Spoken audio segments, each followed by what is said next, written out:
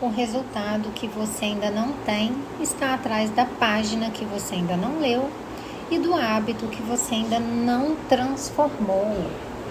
Bem-vinda, bem-vindo ao Clube da Mente de Ouro. Aqui transformamos leitura em resultados. E hoje é dia de continuarmos o capítulo 7 do livro Poder do Hábito, né? O capítulo, vamos relembrar aqui para a gente ficar na mesma página, estamos na parte 2 do livro Poder do Hábito. A parte 2, ela trata das organizações de sucesso. E o capítulo 7 se chama Como a Target sabe o que você quer antes que você saiba. Quando empresas preveem e manipulam hábitos. Então, na primeira parte do capítulo 7, a gente viu como que os dados revelam padrões íntimos da vida das pessoas, né? Hoje, na parte 2, o livro ele vai nos levar para um outro universo, o universo da música, tá?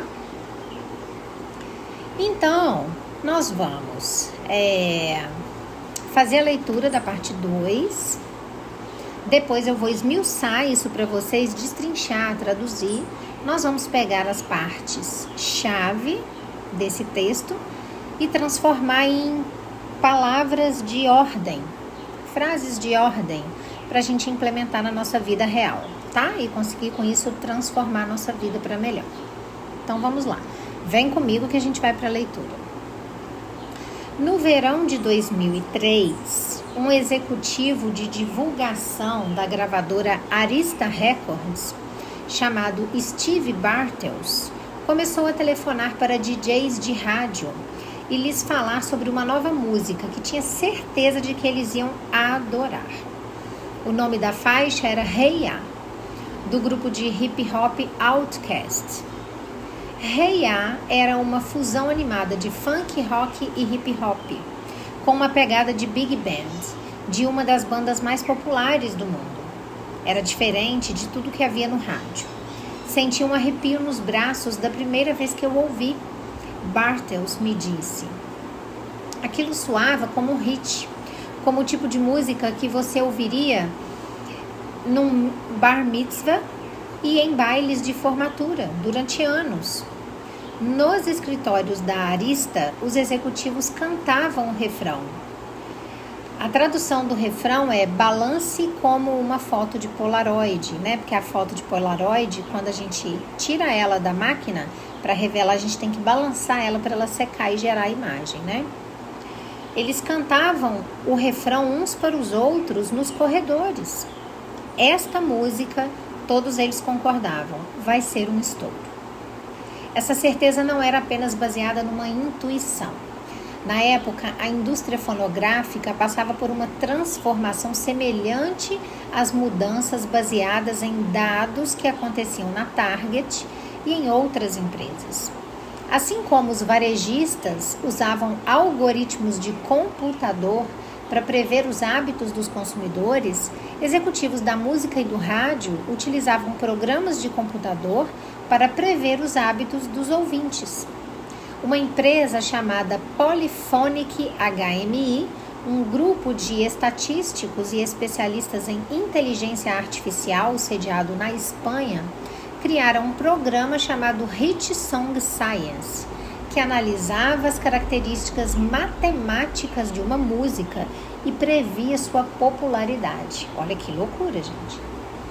Comparando o andamento, o tom, a melodia, a progressão harmônica e outros fatores de uma música específica com os milhares de hits armazenados na base de dados da Polyphonic HMI, o programa Hit Song Science era capaz de fornecer uma pontuação que previa se uma música tinha chances de fazer sucesso. O programa havia previsto, por exemplo, que uma música de Norah Jones, chamada Come Wait With Me, seria um sucesso, depois que a maior parte da indústria musical tinha desprezado o álbum. Ele acabaria vendendo 10 milhões de cópias e ganhando 8 Grammys. O programa previra que a música Why Don't You and I de Santana seria popular, apesar das dúvidas dos DJs. A música atingiu o 3º lugar na lista Top 40 da revista Billboard. Quando executivos de estações de rádio passaram Hey Ya pelo Hit Song Science, a música se saiu bem. Na verdade, saiu-se melhor que bem. A pontuação estava entre as mais altas que qualquer pessoa já tinha visto. Hey Ya, de acordo com o algoritmo, seria um hit monstruoso.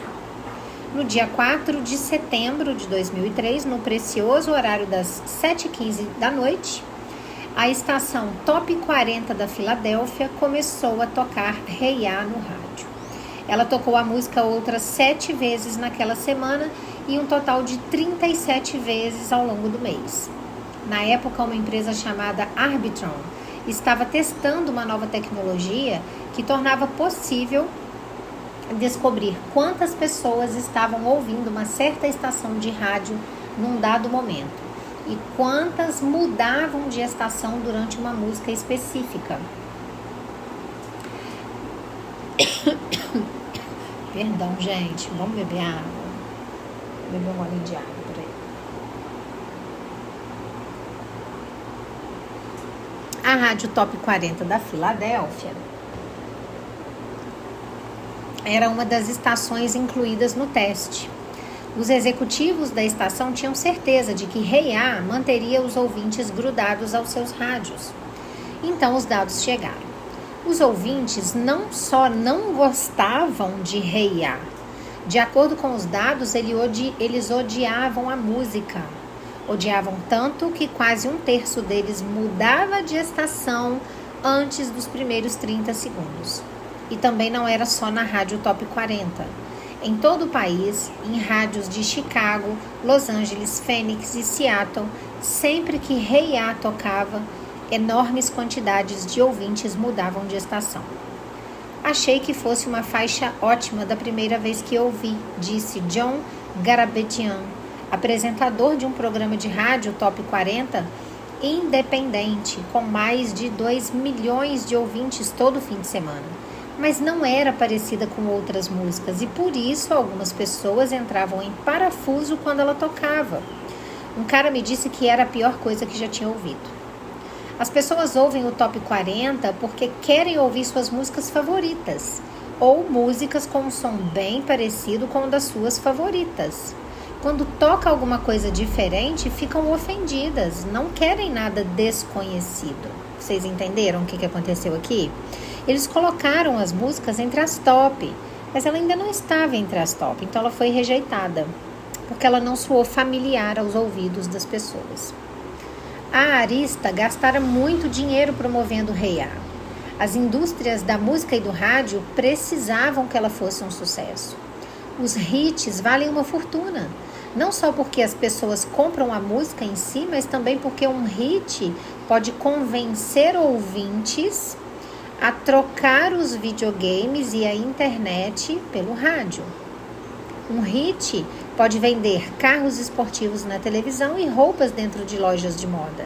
Os hits são a base de dezenas de hábitos de compra, de que anunciantes, emissoras de TV, bares, casas noturnas e mesmo empresas de tecnologia como a Apple dependem.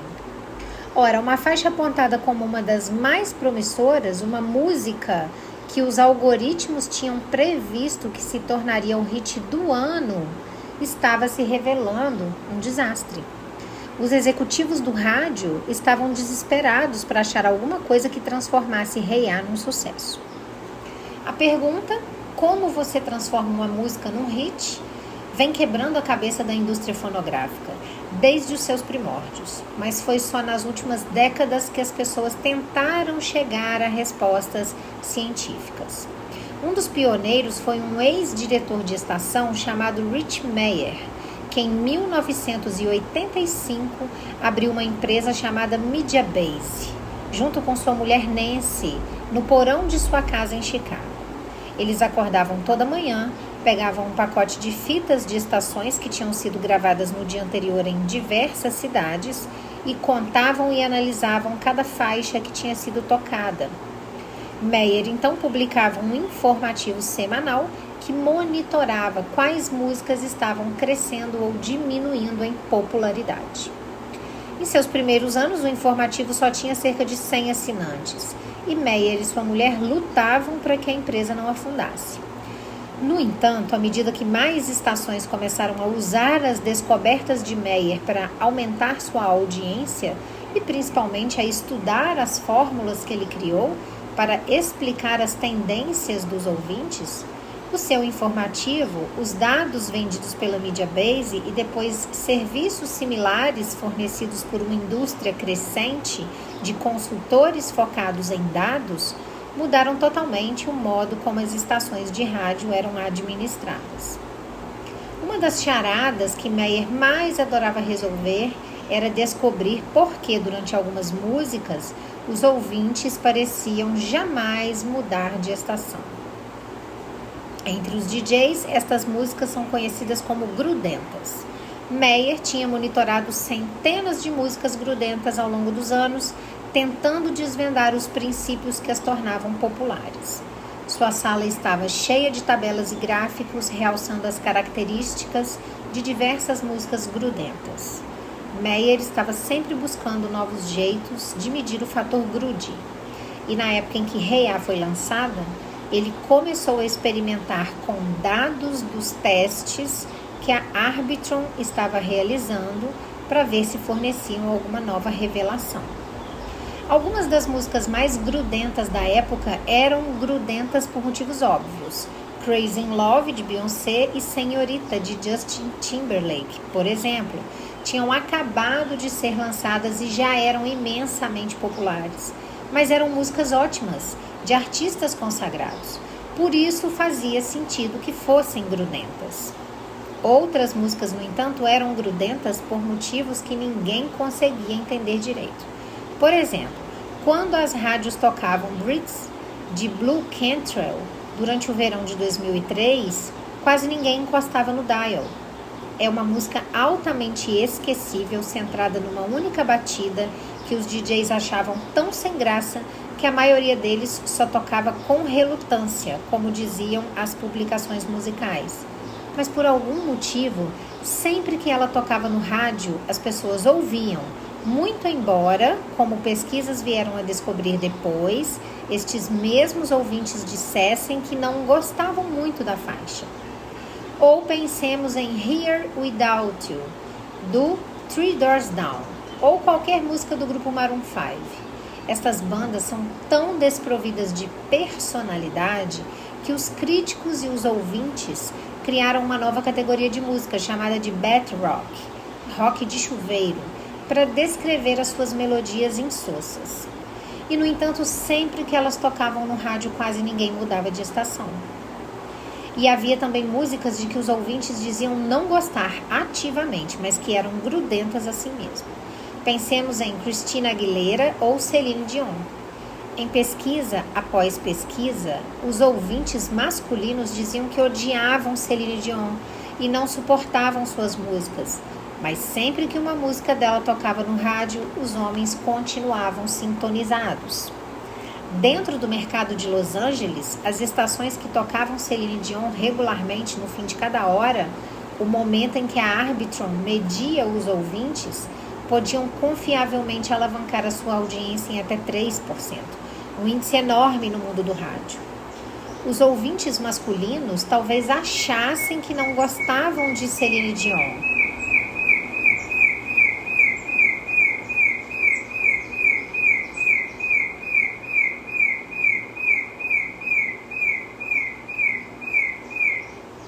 Participação especial do meu passarinho. Vamos continuar. Vamos lá, eu não sei nem onde eu estava, gente. Os ouvintes masculinos talvez achassem que não gostavam de Celine Dion, mas quando as suas músicas tocavam, continuavam sintonizados. Uma noite, Meyer sentou-se e passou a ouvir uma série de músicas grudentas, uma após a outra inúmeras vezes. Enquanto fazia isso, começou a notar uma semelhança entre elas. Não era que as músicas fossem parecidas. Algumas eram baladas, outras músicas pop. No entanto, todas eram semelhantes no sentido de que cada uma soava exatamente como aquilo que Meyer esperava ouvir daquele gênero específico. Elas soavam familiares, como todo o resto que havia no rádio, mas um pouco mais bem acabadas, um pouco mais próximas da medida áurea da música perfeita. Às vezes as rádios fazem pesquisa ligando para os ouvintes e tocando um trecho de uma música e os ouvintes dizem: ouvi isso 1 milhão de vezes, estou totalmente cansado disso, me disse Meyer. Mas quando a música toca no rádio, o seu subconsciente diz: eu conheço essa música, ouvi 1 milhão de vezes, eu sei cantar junto. Olha a diferença de falar: estou cansado disso e sei cantar junto. Músicas grudentas são o que você espera ouvir no rádio. O seu cérebro secretamente quer essa música, porque é muito familiar em relação a todo o resto que você já ouviu e gostou. Ela tem o som certo.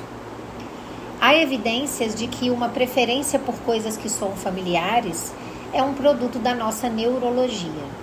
Cientistas examinaram os cérebros de pessoas enquanto elas ouvem música e identificaram quais regiões neurais estão envolvidas na compreensão de estímulos auditivos. Ouvir música ativa diversas áreas do cérebro, incluindo o córtex auditivo, o tálamo e o córtex parietal superior. Estas mesmas áreas também estão associadas ao reconhecimento de padrões e ajudam o cérebro a decidir a quais estímulos ele deve prestar atenção e quais deve ignorar.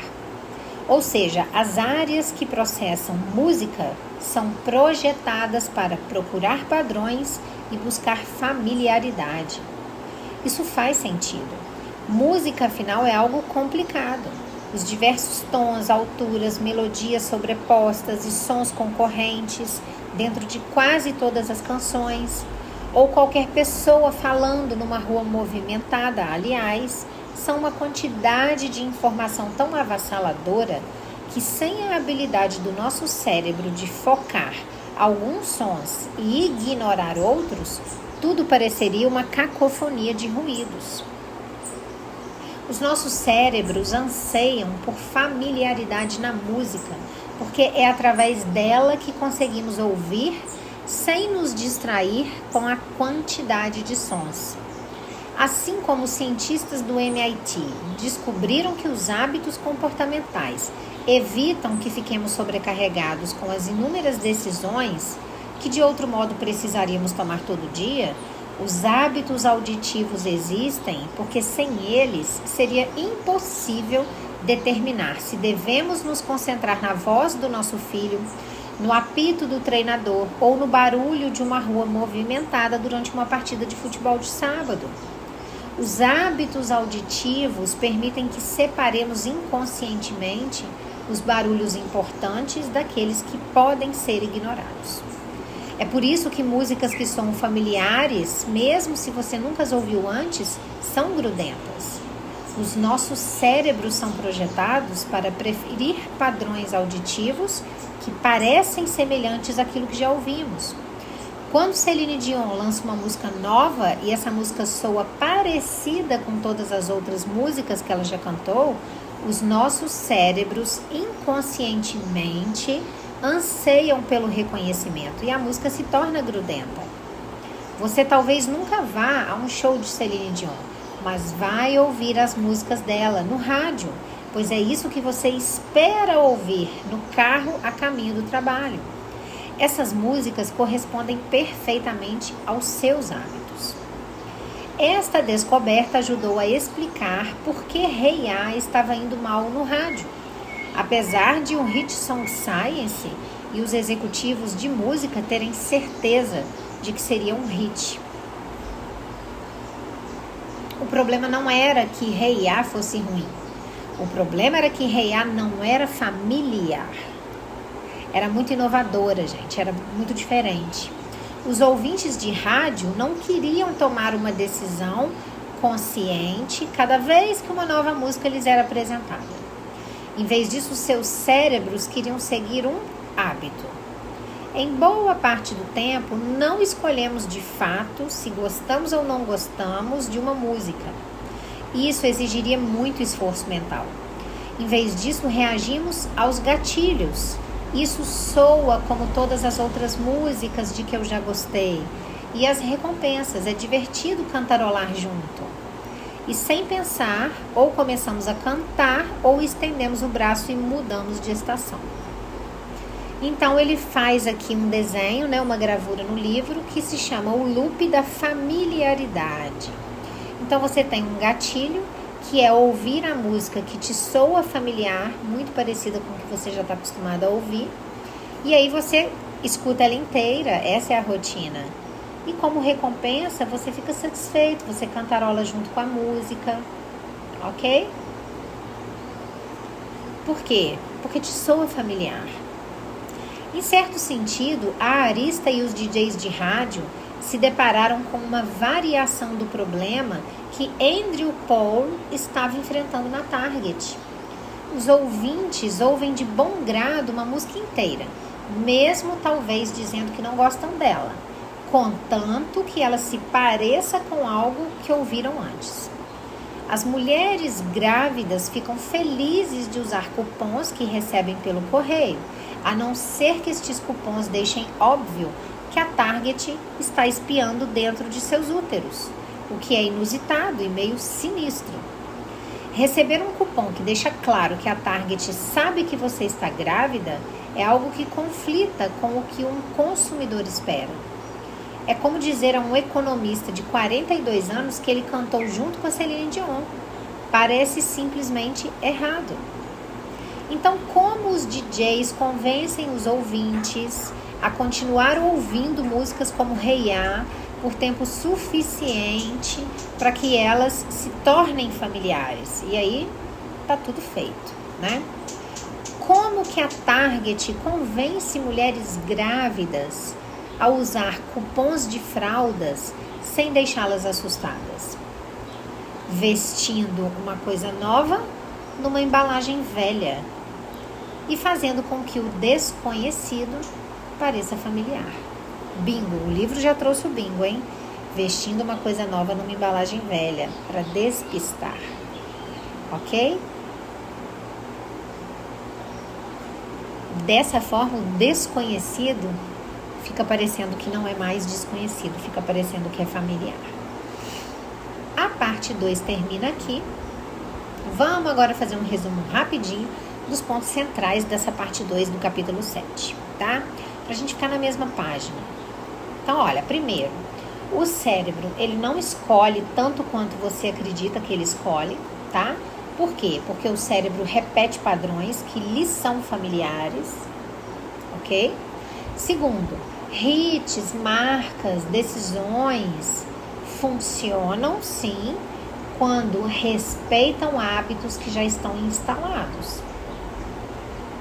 Terceiro, o problema da música Hey Ya não era a qualidade da música, era apenas falta de familiaridade, ela não parecia com nada, ela era inovadora. Quarto, para influenciar hábitos, o novo, ele precisa vir disfarçado de já conhecido. Enganação mesmo, para enganar. E último, manipulação eficaz, ela não choca. Ela só se encaixa silenciosamente no que já existe. Mesmo sendo eficaz, é uma manipulação, mas ela não choca. Ela simplesmente chega e se encaixa. Mecanismo chave fechador, tá? Então, vamos lá. Gente, em 2003, a indústria fonográfica tinha certeza absoluta de que essa música ia ser um sucesso, né? A Hey Ya, do Outkast. Depois foi mesmo, né?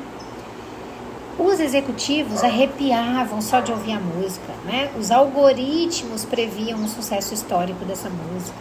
Programas matemáticos diziam que esse hit vai explodir. E aí a música começou a tocar no rádio, né? E algo inesperado aconteceu. As pessoas mudavam de estação em massa antes dos primeiros 30 segundos de música. Elas não queriam ouvir essa música. E os dados mostravam algo desconcertante.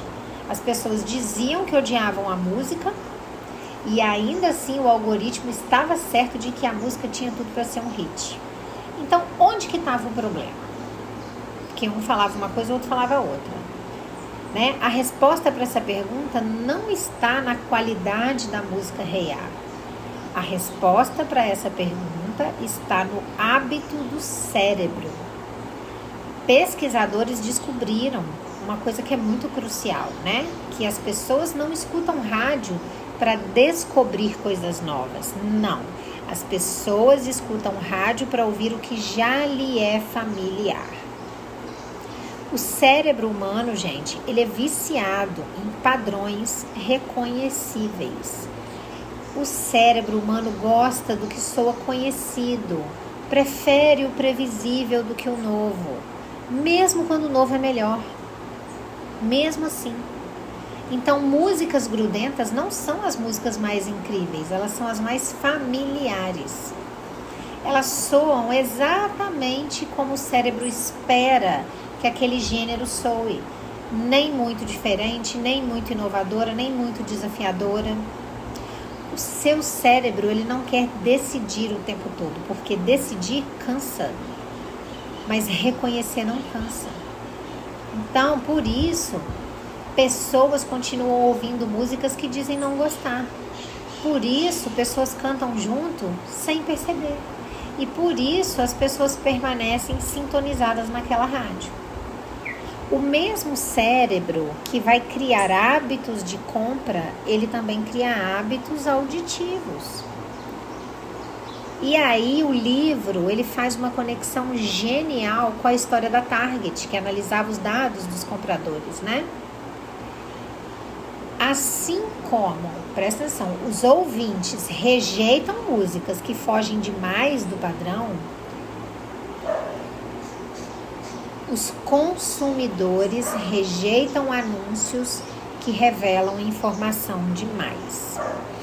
Olha só, os exageros, né?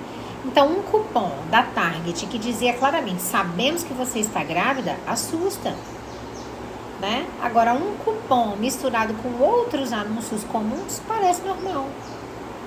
A regra invisível, ouçam isso, da manipulação de hábitos é essa que eu vou falar. O novo só funciona quando vem vestido de velho. Bingo! Isso é uma regra invisível para manipular hábitos.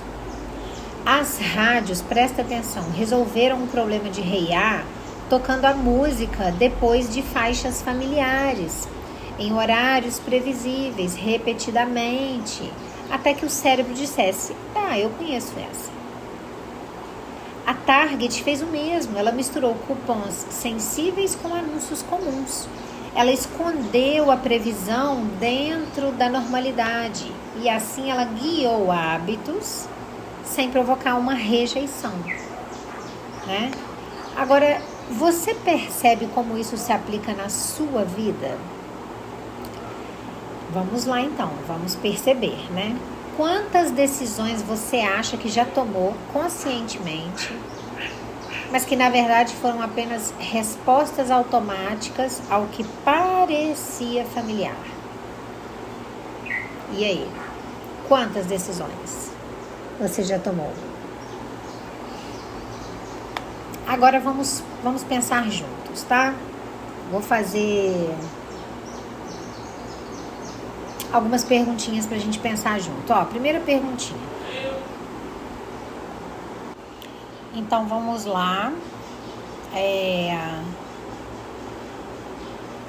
Primeiro, o que hoje parece normal na sua vida, mas foi aprendido por uma repetição? Segundo, quais escolhas você defende racionalmente, mas você nunca questionou a origem delas? Terceiro, onde você tem resistido ao novo? Não porque o novo é ruim, mas porque ele é novo, porque ele quebra padrões. E último, Que hábitos você mantém apenas porque eles lhe soam familiares? Fala para mim. Vamos pensar juntos. O que eu quero dizer com essas perguntas? Eu quero dizer que aquilo que parece conforto, muitas vezes é só condicionamento. Bingo, você está só condicionado a agir dessa forma.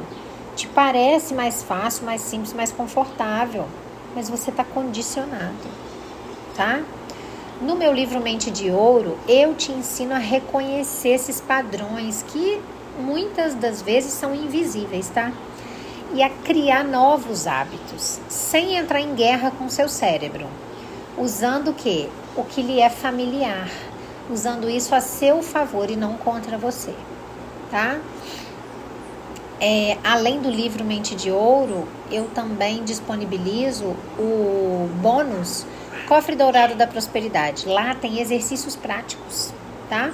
Para você poder fazer no dia a dia, que já geram muita transformação na sua vida, ok? Eu vou deixar o link na descrição do vídeo e no primeiro comentário fixado, ok?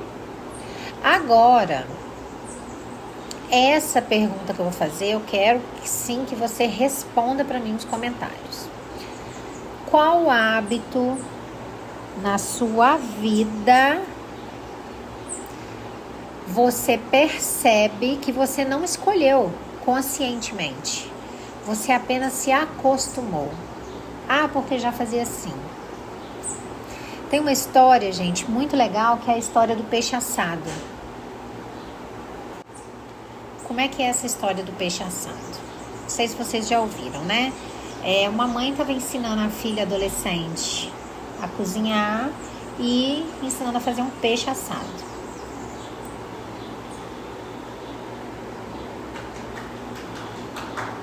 Então, como sempre, né, eu gosto de frisar para você que você está no Clube da Mente de Ouro. Aqui não tem teoria vazia. Aqui você não aprende só como os hábitos são criados. Aqui você aprende também como eles são instalados e como eles podem também ser reprogramados. Esse barulho é chuva, tá, gente? Para terminar, eu quero falar que essa música Hey Ya, ela nos ensina uma coisa muito poderosa, né? Qual é? Que o cérebro, ele rejeita de início o que é novo demais, mas ele abraça o que parece familiar. Então, quem entende isso se torna um bom influenciador de pessoas, né? Quem já não entende apenas reage ao que lhe é condicionado. Então, aqui no Clube da Mente de Ouro, eu quero que vocês entendam que o que hoje parece normal na sua vida pode ser apenas um hábito que nunca foi questionado por você, né? Como a história do peixe, né? Que eu ia contar para vocês. Uma mãe vai ensinar uma receita de peixe assado para a filha e ao ensinar a receita, ela fala que tem que cortar a cabeça do peixe e jogar fora. A filha acha muito desperdício e pergunta à mãe por quê. E a mãe fala que é porque a receita era assim. Assim foi ensinado pela avó para a mãe e pela bisavó para a avó. A bisavó era viva. A adolescente vai até essa bisavó e tira essa dúvida. Por que na sua receita, que foi passada para minha avó, para minha mãe, então há décadas é feita da mesma forma, tem que cortar a cabeça do peixe e jogar fora? Ela falou, minha filha, não tem que cortar a cabeça do peixe e jogar fora. Eu cortava a cabeça do peixe e jogava fora porque meu tabuleiro era pequeno. Mas se elas tivessem tabuleiro grande, elas podiam assar com a cabeça do peixe. Bingo! Não precisa falar mais nada, né? Elas foram condicionadas, elas não questionaram. A primeira que questionou descobriu que podia ser diferente. Ok? Então, eu vou te pedir a gentileza de, se isso que eu expliquei, que eu ensinei para você aqui hoje ressoou aí no seu coraçãozinho de alguma forma, se inscreve no Clube da Mente de Ouro, tá? Ativa o sininho. Vem comigo, continua comigo, porque o conteúdo da próxima parte do capítulo vai aprofundar ainda mais, tá? O jogo invisível da mente, que é muito interessante. E eu quero que vocês sempre lembrem, gente, nunca se esqueçam, o resultado que você ainda não tem, com certeza está atrás daquela página que você ainda não leu. É por isso que eu tô aqui, porque eu tô lendo ela para você. Eu tô lendo ela com você e eu tô lendo ela por você. Um beijo grande no coração de vocês.